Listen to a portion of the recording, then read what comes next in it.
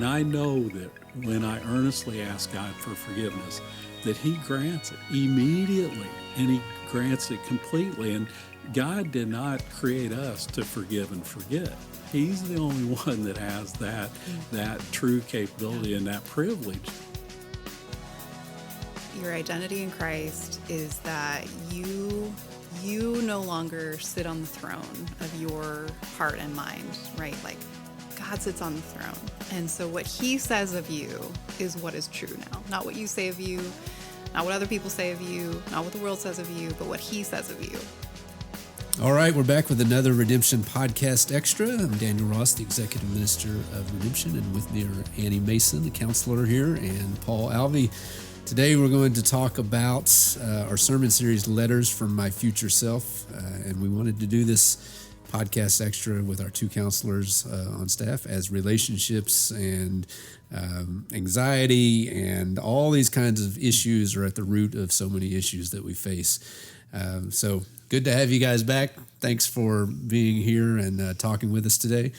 So we're just going to jump right in. In this sermon series, we're going to look at a variety of topics from anxiety to identity to patience and a few things in between.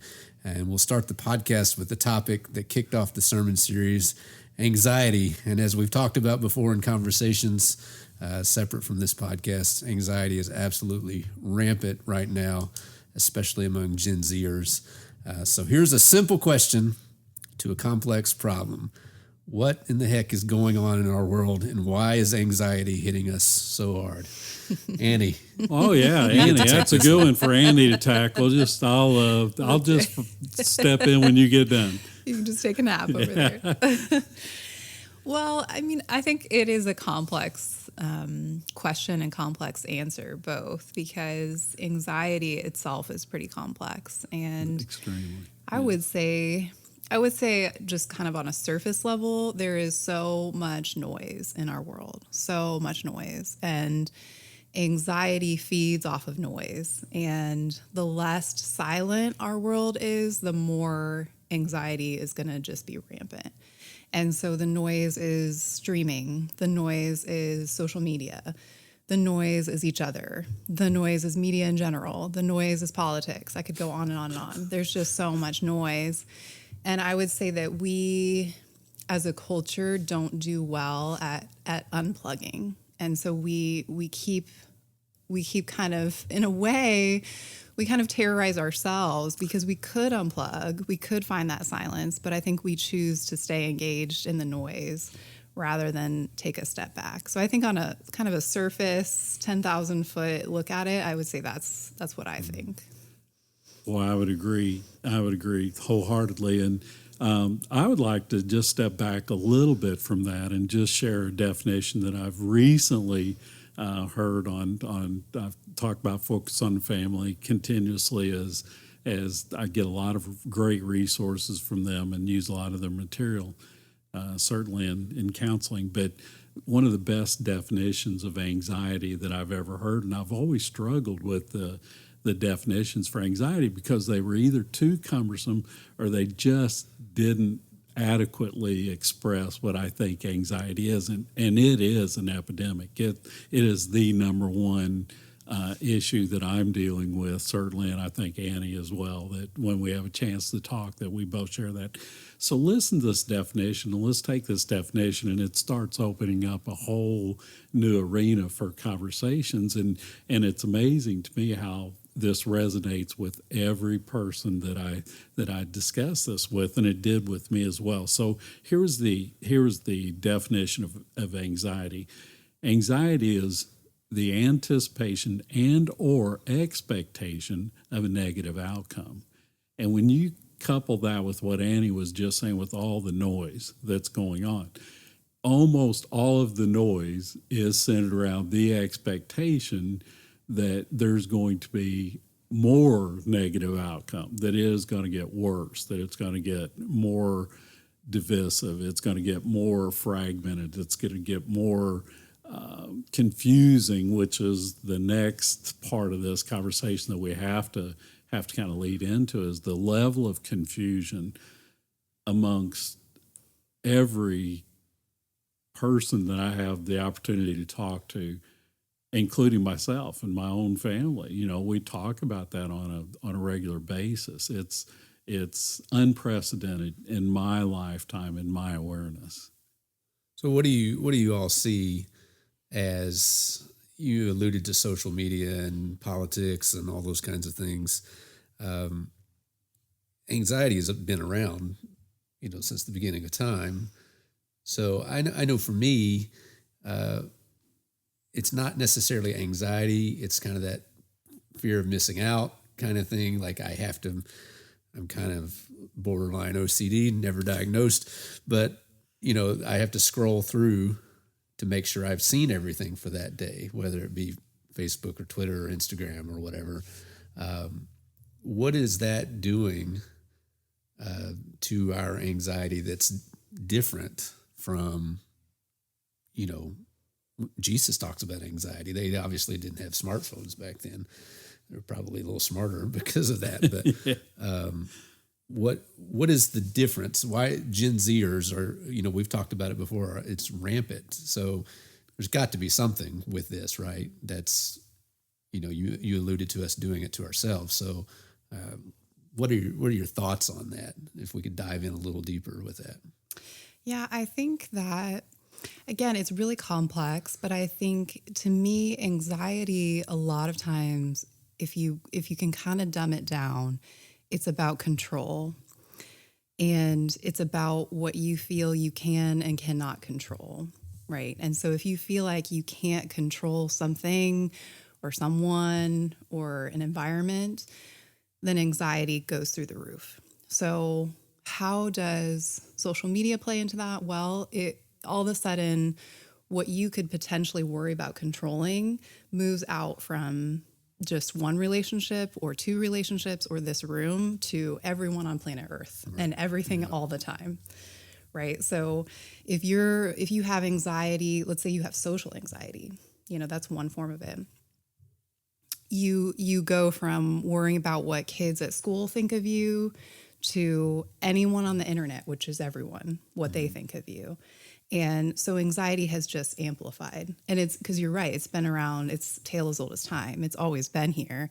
But I think now we have more avenues to stoke those fires. Absolutely. I would, again, just echo exactly what Annie's just said.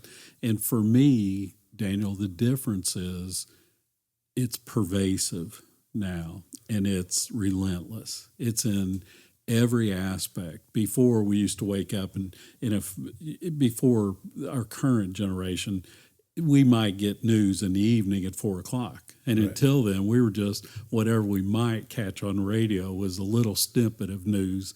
And that's all you had. You might pick up the daily newspaper, but you typically would wait and read that later. So when you got home, you weren't worried about how the world was doing unless somebody was telling you there was a crisis in the world that you needed. But now you're connected with the entire world 24/7, 365, and we're being bombarded with potentially such a gross over exaggeration about whatever the circumstances are, and probably dealing with some agenda-based items going in that are intentionally and deliberately based on stoking in us fear, doubt, worry, anxiety, and it's pervasive, it's invasive, it's inside of us. But the net gain or the net loss in that is that it negatively impacts our ability to experience peace, which ultimately robs us or certainly damages our probability of having joy in our life. It really impacts that. And then I think the less peace and joy that we have in our life, it's a downward spiral. Then we're looking for something to replace that. And as we go out and look for things to replace that peace and joy in our life, we're met with more news. And that news is anxiety producing. And now we're in this vicious downward spiral. And where do we go for help? How do we get off of that? When you say it's self-inflicted sabotage, it is. how do we stop that? Because now we're addicted to getting our media 24/7. And, I forget what the statistics are, but it's staggering how many times a day a person will visually pick their iPhone up and look at it. Yeah. I think it's well above like 75 times in a day. And of course, I always Oh, it's want to gotta be think, more than I that. know. Well, most people just have it constant anymore. It used to be you laid it down, but you don't even lay it down anymore. It's on your wrist, it's on your computer, it's on whatever item you're carrying, and it's continuous, right? It's almost nonstop. Yeah. Well, I can go on a monologue about news and commerce and all that kind of stuff and the fear-based culture that we live in. Sure. But, we could spend all day on anxiety, I think, but let's jump ahead from anxiety issues. So one of the sermon topics we're talking about is asking for help, and that's such a difficult proposition for so many of us. I think the culture that we live in Southern Indiana isn't really built around asking others to help you. It's kind of built on self-reliance and rugged individualism and a work ethic that's quite a bit different from some of the other regions in the country, I think. What's the harm in that mentality, though? What's the harm in that kind of, I'm going to do it myself, I'm self-reliant, I'm not going to ask anybody for help? Yeah, I think the harm is that it's the opposite of our design, right? Like we are designed Absolutely. to be people that are connected to God, to self, to others. And as much as you may want to tough it out on your own, and I've certainly had those thoughts, you just can't do it. It's like putting water in a gasoline tank. You just can't. That's not the design. And when you go against the design, problems emerge. And that's just the truth of it.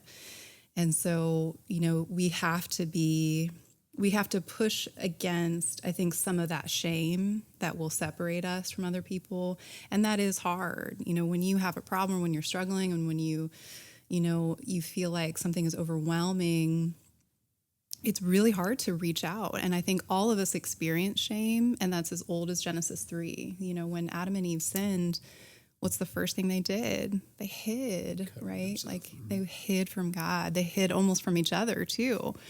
And that's still our tendency, is we want to hide, we're shame-based, and we don't want anyone to see our sin, much less see and be a part of it, right? Enter into that struggle with us. And then I think pride kind of is the next thing that happens after that. So first shame, and then pride comes. It's like, no, I can handle it. I can handle it. And maybe for pieces and moments you can, like maybe there's seconds and times, but there will be cracks. And we are just designed to reach out. When God created Adam, the first thing he did was speak to him, communicate with him, right? When Adam and Eve are both connected to each other for the first time, the first thing they do is communicate. Adam speaks to Eve. When they're hiding after the fall, the first thing God does is reach out to them. We are designed for connection, and we're designed to reach out. And so if we don't do it, there's problems. And I think we don't because of shame. And of course, to keep going with the Genesis narrative there, I love the discourse, the discussion about when God says, so what's going on here? Oh, it's Eve. And of course, Eve it was not me, it was that serpent, and it just goes on.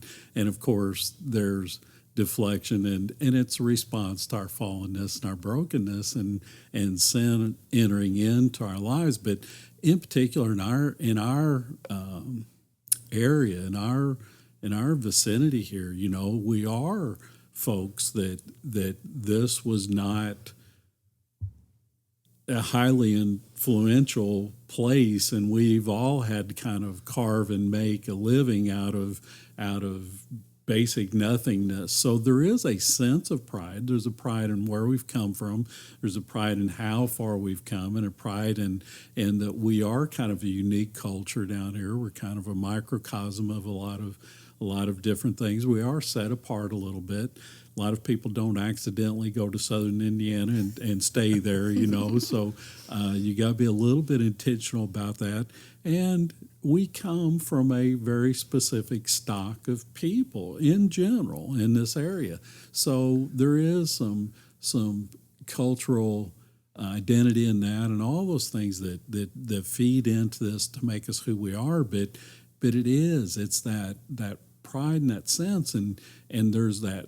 I'm just going to go ahead and say it. Speak for me personally. There's that German work ethic that says you have to accomplish this. You have to do this. This is the standard and the norm. One of my favorite things when I first became involved with folks in Jasper was the rule about mowing your grass on Thursday, and the myth of that you have to mow your grass on Thursday. Well, it's funny, it's hilarious. Oh, that's very true. Yeah, it's great. I love it. Daniel told us the other day he had to leave to go mow. It was Thursday. He had to leave to go mow his grass. It's gonna rain. Yes, exactly. Or the weekends come. So I just love that. I love what that means about us, and I love that we can laugh about that and that it's humorous. But there's also almost always in something like that, there's an element of truth in that. Right. There's an expectation, and if in this area, if we don't meet those expectations, unfortunately, so often for us that means failure. And failure for especially the men, I think maybe even the older men, including myself in that, failure is weakness and weakness is unacceptable, then we've fallen into the shame trap. And then I'm going to step that up just a little bit forward, because once we step into that shame trap, we start talking to ourselves.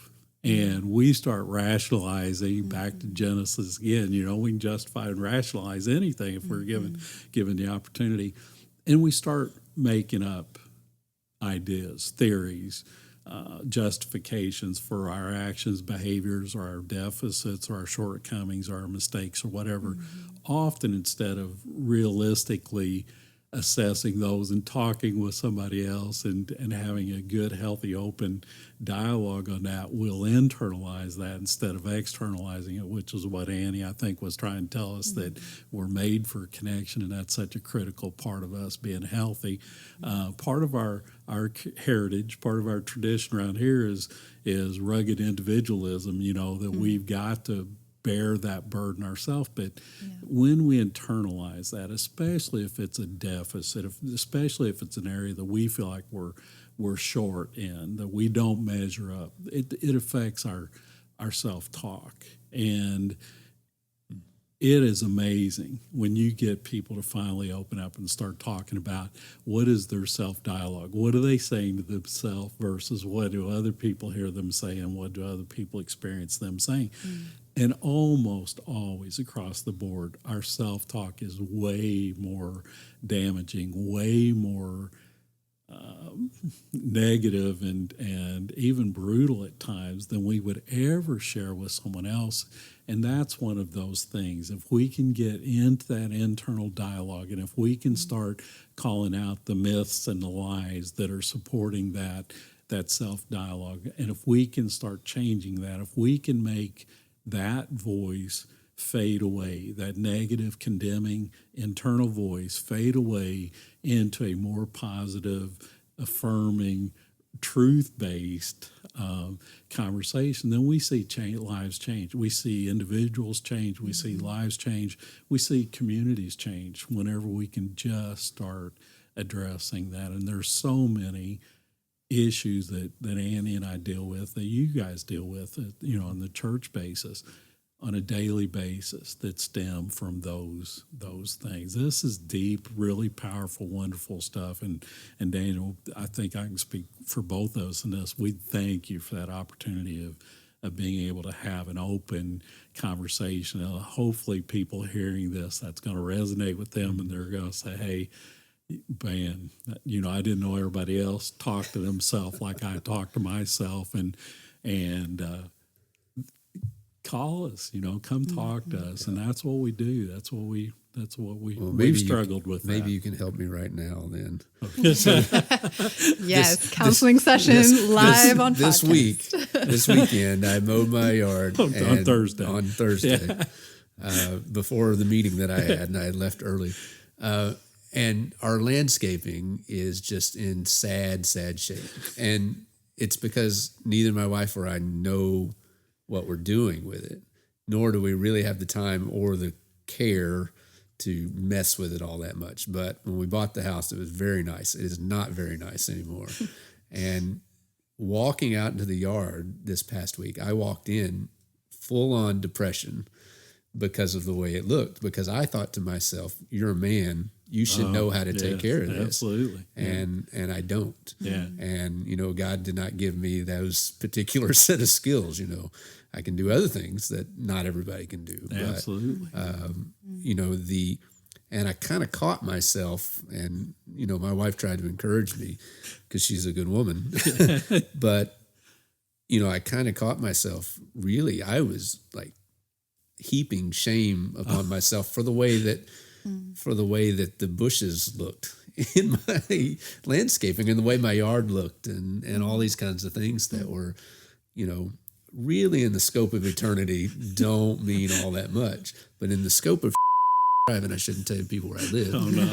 In the scope of where I live, it mattered it seems to matter a great deal, because there is that pride of like, your yard needs to look this way. And it's just an implied peer pressure, so to speak. So even in common things like that in life, you can heap that shame upon yourself. Goodness. And it doesn't just have to be big, life issues that bring that shame about. Because I was literally walking around the house Saturday feeling like worthless for that amount of time because of the way that our yard looked and the way that our landscaping looked, And that's, on the face of it, we can laugh about it and it's silly, but that's such a small thing that turned into a big thing. But it matters, right? Right. But what matters more about that, when you talk about without really answering the question, unless you choose to answer the question, is, you said it heaped shame on you, but what are you literally telling yourself? What are you saying? How's that reflecting? How is the state of your yard and stuff? And by the way, too, no matter if you decided today I'm going to, unless you have endless financial resources, if you said today I'm going to change the way that this is going to look, it's going to be a process, and it's going to take a while, maybe even a season or two for that process to really change. But the fact that we're feeling shame in that is now. It's right now, and there's not a quick fix. There's not an immediate solution or resolution. So we start applying meaning to that. And typically there's a lie attached to that meaning, or a myth or a fiction, and these two words almost always precede whatever it is that how you're going to be internalizing that or processing that. I ought or I should. Mm-hmm. And the second you use those two condemning words, by the way, there's a wonderful book if you're a reader, and it's an old book like most of my references are going to be, but it's a book and it's called The Tyranny of the Oughts and the Shoulds. And it's what it is that really digs into how those are shame-based words, and immediately it takes you into a place of condemnation. And then that self-talk, Daniel, reflects in, and we get internalize it. And we don't typically, without somebody helping us or kind of coaching us or teaching us, or coming alongside us, we don't know how to alter that process, that mindset, that dialogue that's going on. Because if we tell ourselves rationally, I shouldn't be, this is irrational. It's to the point where it's an irrational thought for me. And yes, I could probably do better. And yes, I may be able to do better. But this is the reality of where I'm at on this. And how does this current circumstance, how am I saying that view? How am I internalizing what that does to me? What does that mean to me? Because I can almost guarantee it. Other people aren't seeing it that way. Right. We've magnified it as we've internalized it. And then by the time we've said it to ourselves 50,000 times that day, it has grown some legs, I'm telling you. So, what is that? You applied meaning to that. You said that reflects some way on you. And that's where that starts doing damage and harm to us, is that internalization of that. Yeah, so people who struggle with anxiety always have a negative internal dialogue. without exception. There's always, it may take some coaxing for that to get out loud, to be said out loud. But I think that example that you just said is great, because you dropped 2 clues that if we were in a counseling office, I would unpack with you further. This is great. And this is free too. Wow. I'm Go listening. all over Yeah. the internet. Well, so in the darkest moment, you felt what you said, a worthless feeling, right? So you don't walk around 24/7 feeling that way. You feel that intermittently here and there, Right. and it's going to be triggered by certain things. And so the fact that you felt that in that moment gives you a glimpse into your own heart that you perhaps have that belief about yourself here and there, right? So if that is true, if in those darkest moments you're speaking that over your heart, that is going to lead to anxiety, because no human is designed to hear that you're worthless, right? Hear those words. Absolutely. They're going to respond with anxiety. Absolutely. Right. So if you are speaking anything negative to yourself, every cell in your body is listening, right? And it's going to respond to that. Anxiety, depression, all of that. So we would unpack where that came from, right? In a counseling session, like, why is that present? And then also the other clue is you said that a man should know how to do these things, right? I did. Yeah. I'm glad this is about you, Daniel, by the way, too. Your next Paul. Okay, thanks. Well, so I mean, look at that. Think about that. Why, you don't have to answer it, but I think it can be a general question for all of us, because we all have thoughts like that. Like, why would you believe that? Why is that something? Where along the line did you learn that? Because last time I checked, Christ is our true model of masculinity. He probably didn't know how to do that, right? So, you that's not a true thought, right? But you believe it, and that's what matters. So it's unpacking this kind of, I would say, your story and your life. And that's true for anxiety at large, is that everyone has a story, and they have roots, and they have their life experiences that have happened to them. And, those can lead to very healthy views of the world, but most of the time, for all of us, there's brokenness in that, in there somewhere, absolutely. right? Yeah. And so when something bad happens in this life, I think we all trying to find ways to compensate for that, ways to make ourselves feel better, ways to prevent the bad things from happening, and that can be control. If I have control over my environment or myself or the thing or the person or the world or other people's perceptions of me, then all will be well, right? And if that worked, great, right? If we lived in a world where that could work. But the problem is that it doesn't work. And so then we end up feeling anxious and we don't know why, right? Because our strategy of how to help ourselves live in this world has failed us. I agree. And Daniel, without belaboring that, by the way, I'm enjoying this probably more than I should, but I really am enjoying this, and I'm keeping the spotlight off of me.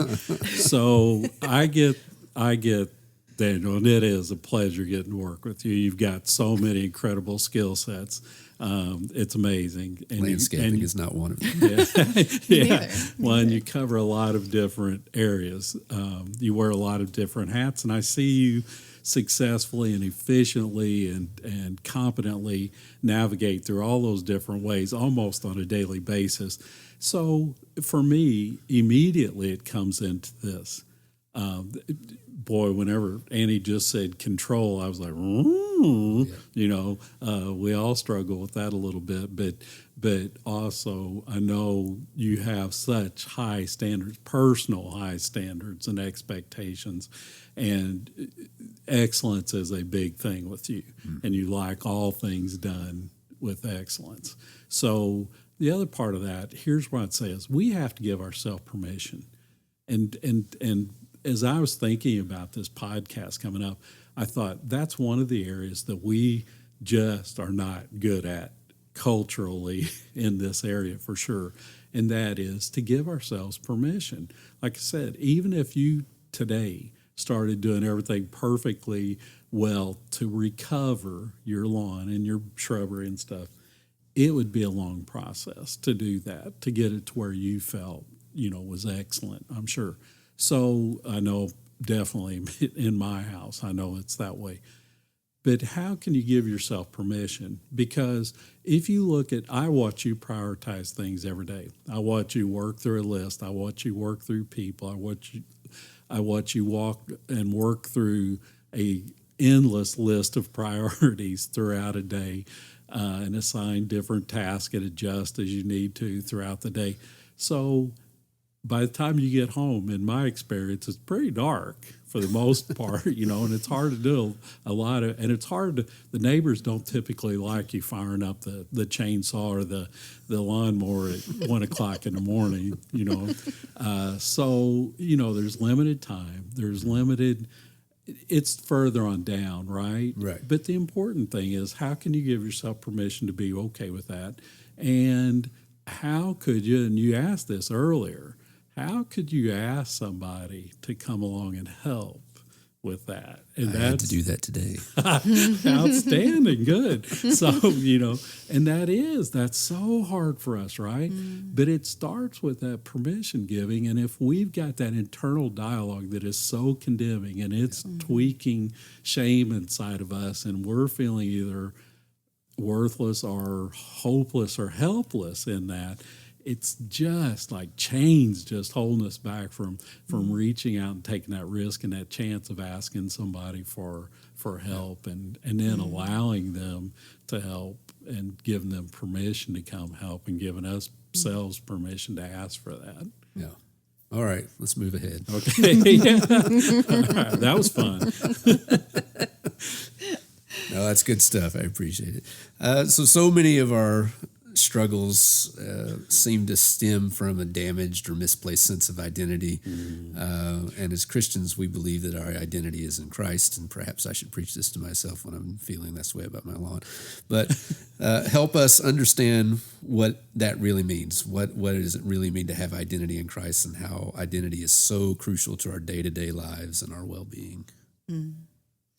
Yeah, so I'm glad we're talking about this, because I think that phrase, your identity in Christ, can be so vague for people. Like it's just not broken down real well, I think, sometimes, and it's hard to understand what we're talking about. But to me, your identity in Christ is that you no longer sit on the throne of your heart and mind, right? Like God sits on the throne. And so what he says of you is what is true now, not what you say of you, not what other people say of you, not what the world says of you, but what he says of you, right? You are no longer, you've been dethroned. Oh my. Right? Yes. And so then to know what God says of you, you have to be in the Word. You have to be studying God's Word to understand and to know what he says of you, because it's all there, right? The Bible's big and it can be confusing, and and so it can be daunting, but you could simply Google, who does God say I am? And there will be verses that come up that say, God says you are loved and you are worthy and you are precious and you have a purpose. And, so our work then becomes, I don't believe I'm worthy, or I don't believe I have a purpose, or I don't believe I'm precious. I actually believe I'm worthless, or I believe I'm awkward, or I believe I'm Not unlovable. enough. Right. I mean, endless. Yes. And that's all of us. That is all of us in our darkest moments. We all have those. So our work becomes moving from that place of what we believe to what God says of us. And it'd be great if we could just be like, okay, well, God says I'm lovable, so they're done. Done. Wish it were Right. that easy, Right. right? But all change happens in the context of relationships. That's why counseling can be so powerful, because it gives you a relationship that can be a Christ-like relationship that can be transformative. Mm-hmm. It doesn't have to be counseling if you have relationships in your life that can also be Christ-centered and loving and can hold space for you and speak truth over you. But a lot of times we don't have those relationships, or not yet. So starting with a relationship that can help you see that you are lovable, that you are precious, that your life is worth more than all the stars in the universe, right? Someone that can speak that over you. That's why, to the earlier question, it's so damaging when you don't reach out for help, because you can't just tell yourself over and over, I'm awesome, I'm awesome, I'm awesome. It won't work. I wish it did, right? But that's just not how we're designed, right? It has to be relationship with God, relationship with others. So.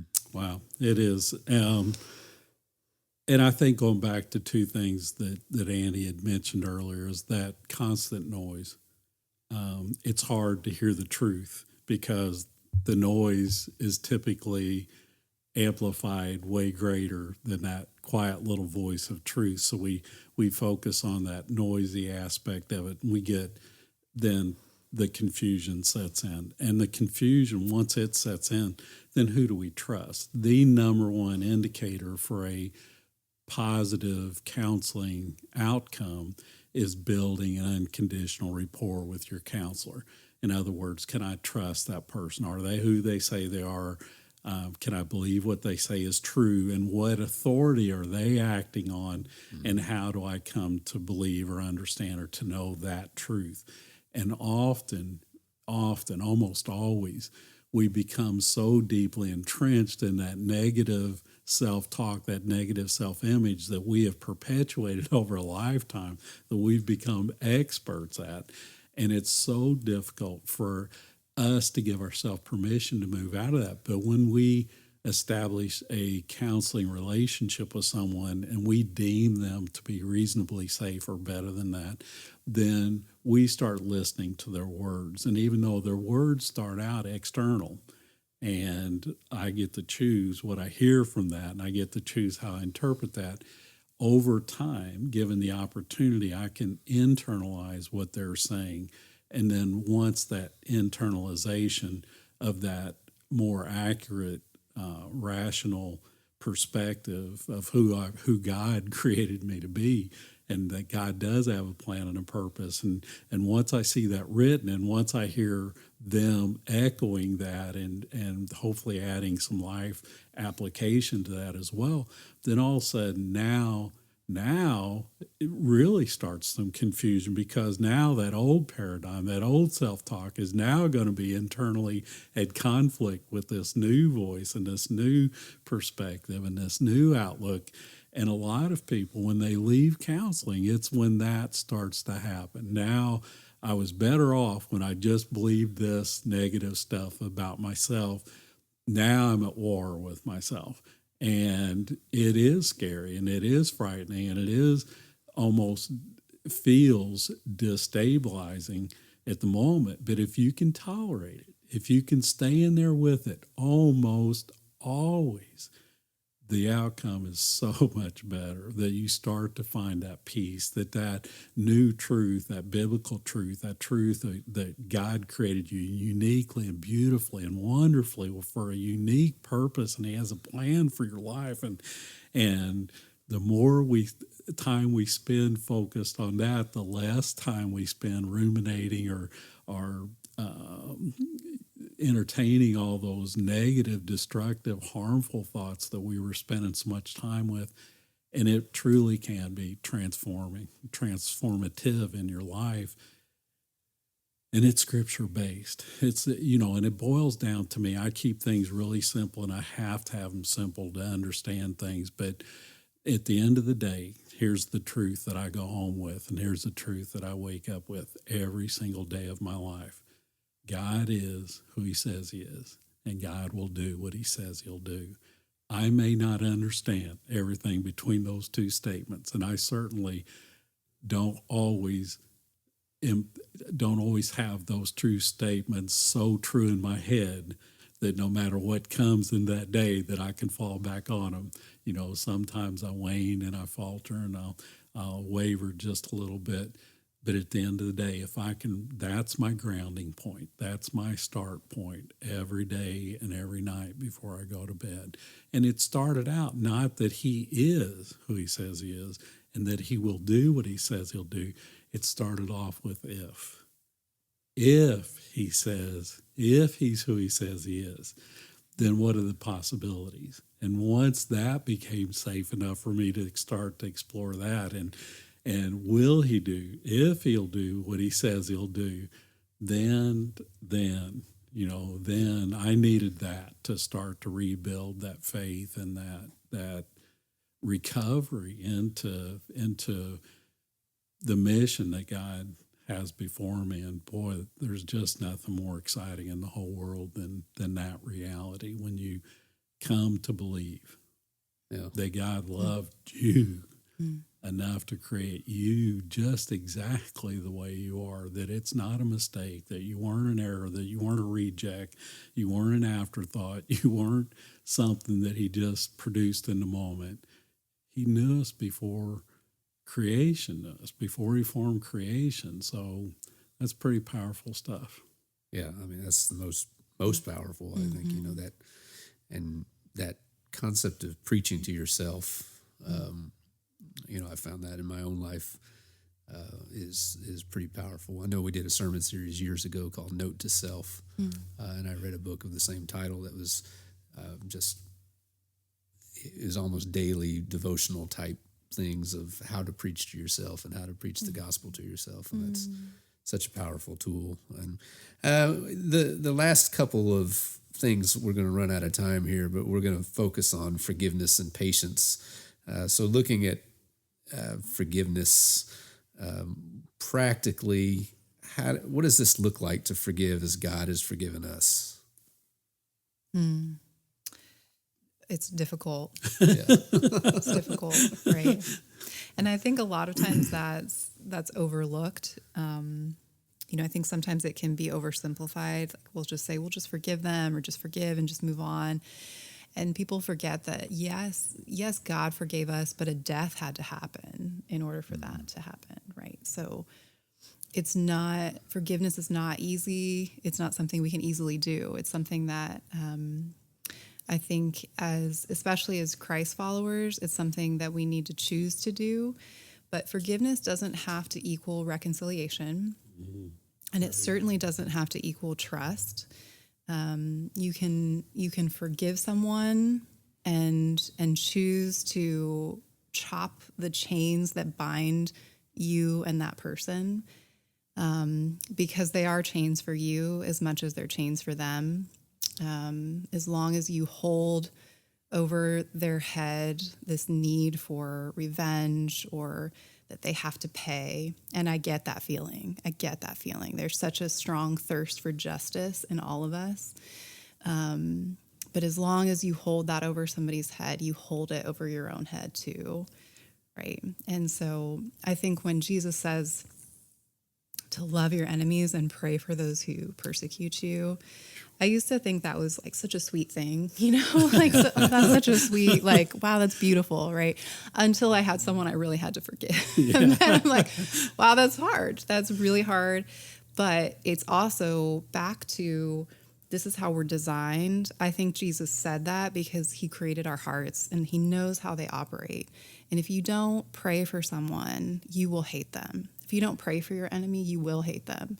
And so I think forgiveness practically, it's a choice at times. It can just be a clean choice. And then when those intrusive thoughts about what happened or that person, when they return, pray.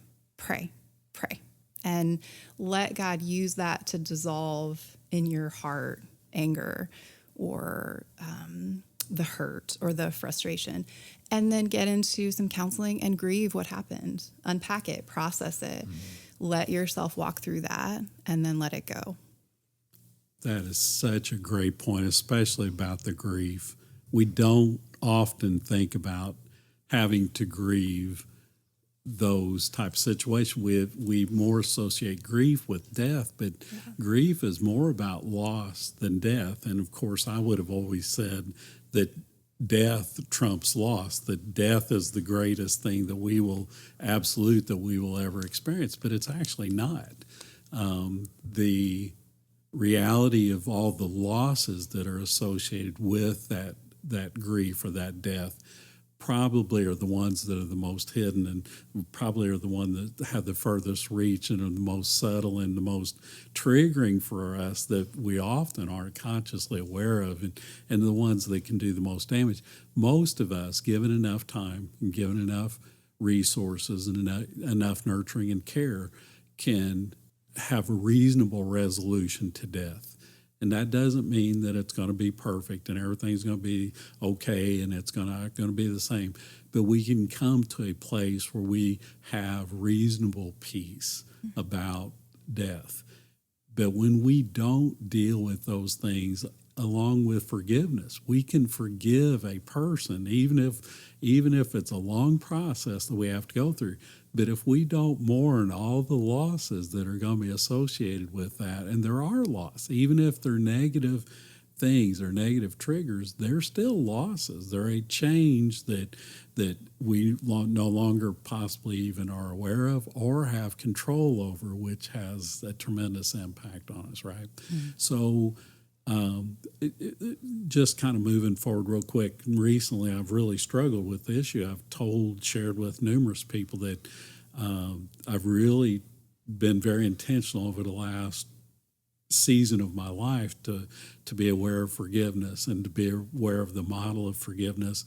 I choose Elizabeth Kubler-Ross's model. That's the one that I think is the most pertinent and the most pertinent to me, and the one that I understand the most, and the one that I've quite honestly seen the best positive results from. But I also knew that in my own life I had these nagging little, almost snaggy little thorns, just little snags in my life about things that I thought that I'd sought forgiveness for, and I have over the years, and I've asked, and I know that when I earnestly ask God for forgiveness, that He grants it immediately, and He grants it completely. And God did not create us to forgive and forget.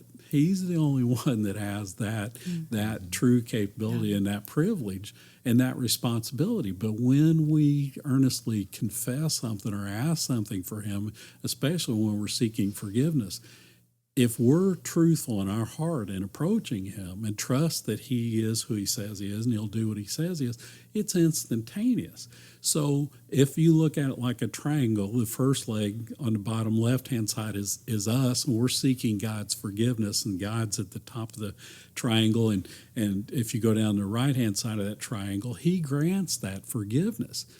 The problem for me, and the problem for most of us, almost always where that forgiveness model fails, we fail to accept it. And if we don't accept that forgiveness, it's as if it's not completed. It's as if it's a light switch that has all the potential energy to turn on the lights that are sitting there waiting for that energy to come through. That's what they're designed for, is to be illuminated, right? But if you don't flick that switch, that acceptance switch, that transaction isn't complete. That circuit's not completed. That hasn't happened. I've asked, God's granted, I just haven't received it. And if I don't open that acceptance back up into my heart, and the moment, I talk about this a lot, but the moment I said to myself, hey, Paul, have you really, every time you go back and pray for these little nuisance things, they're not big things, they're just nuisance, and you've been dragging these things along like a little chain behind you for 20 years now, don't you think God's forgiven that? And I'm like, well, I've asked Him 85 times. I thought by now He would have heard it. And God's response was, I did. And I don't even know what you're talking about, Paul. So what's the problem? Well, I hadn't accepted that. And the second that dawned on me, and I accepted that forgiveness that's been laying there waiting for that circuitry to be completed, it was one of the most freeing moments I've had in my last 20 years of my life, probably. It was just instantaneous, and it was being set free, those chains were broken, and it was an amazing thing. So there's a lot of people out there listening right now that struggle with that they feel like their sin's too big, too whatever. Well, it's not. Either God is who He says He is, and either He'll do what He says He'll do, or He won't. And if he won't do it, then none of it matters. But if He is, which I believe with all my heart that He is, then we have to start acting and believing that, or we believe that our sin that we're needing forgiveness for is greater than our God. And that's a problem for us. That's problematic. Well, we're going to wrap this up real quick here. The last sermon that we're talking about in this Letters from My Future Self series is about patience. So this kind of wraps it back into the first question. How do we cultivate patience in a culture that stands in fairly direct opposition to such a concept? I like the way that that's phrased because I do think that patience is cultivated. Yes. And I think a lot of times there's a movie, it's a sequel to Bruce Almighty, Evan Almighty, I think. I saw it years ago. I cannot recommend it. I don't know if it has anything bad in it, but there was this one quote that the God figure, quote unquote, said, God is not going to just zap you with patience. He's going to put you through a process where patience is developed, right? So he's going to give you that difficult coworker or allow that's probably a better word, allow that difficult coworker to be in your life. And then you have to develop patience. And a lot of us choose to just leave that situation, right?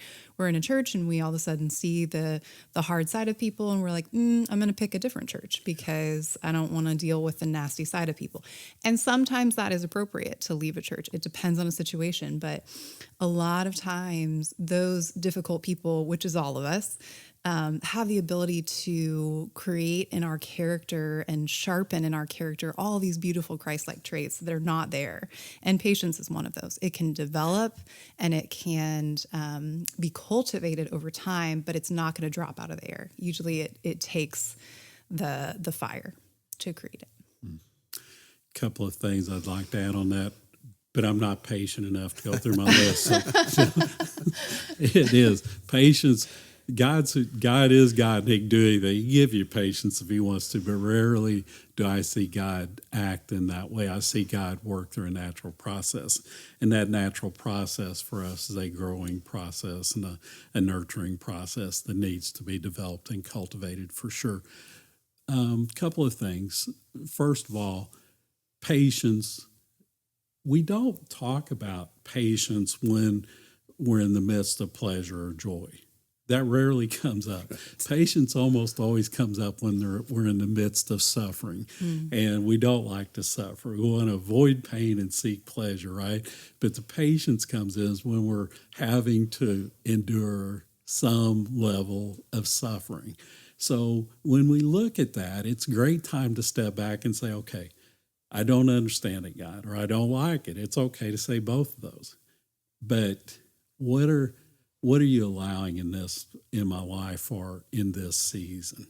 And of course, Job automatically comes at, and you know that whole story and everything. But what is the meaning in that suffering? When you said, Annie, God allows it, why is he allowing that? And where is he wanting me to go with that? And what's he trying to teach me? And how is that designed to increase my holiness and move me closer to the center of his will? So a couple things on that. Learning patience is not a natural thing for us. We're typically fairly naturally impatient, but we have to start something in order for it to begin. We have to begin something for a process to start. Mm-hmm. So today, is how am I doing with my patience? If McDonald's took 7.3 seconds instead of 6.9 seconds for my Big Mac and fries, or if they told me to pull over to the park thing so their time. Oh, that's the worst. Yeah, oh my gosh, I know. And then I have to wait there a minute. It could be terrible. So how can I take those moments of my day in my life to say, okay, how am I doing with that? And why am I reacting, behaving the way I am? And why is this bothering me so much? But one of the greatest things with this, and I want to get this in, but this is going to be a platform for all of the discussions that we have, and that is often impatience, or the lack of patience, or growing patience. I view myself as the problem. I view myself as the issue. I view myself as the weak spot. And one of the greatest things, I've shared that with you numerous times, that Dr. Headley at seminary, we used to say to me each and every class, and I had him for 5 years every semester, and he would say to me, Paul, he was from South Africa, had a really strong, beautiful accent, and he would say, Paul, and I'd say, yes, Dr. Headley, and he'd say, The person's not the problem's the problem. And after 5 years, I'd say, thank you, Dr. Headley, for those words of wisdom. And by the time we got to the next class, I would have said something that was centered around the person being the problem. And he would gently and lovingly correct that for me over and over and over again. And I'm starting to find in this season of my vocation that when I share that with people, for whatever reason, I've had that with me for years now, but now there's a permission giving in that all of a sudden when that person can take themselves out of, instead of it being a deficit, a brokenness, a liability in me that I'm not patient, maybe I can give myself permission to start to become more patient. Maybe I just don't know how to be patient yet.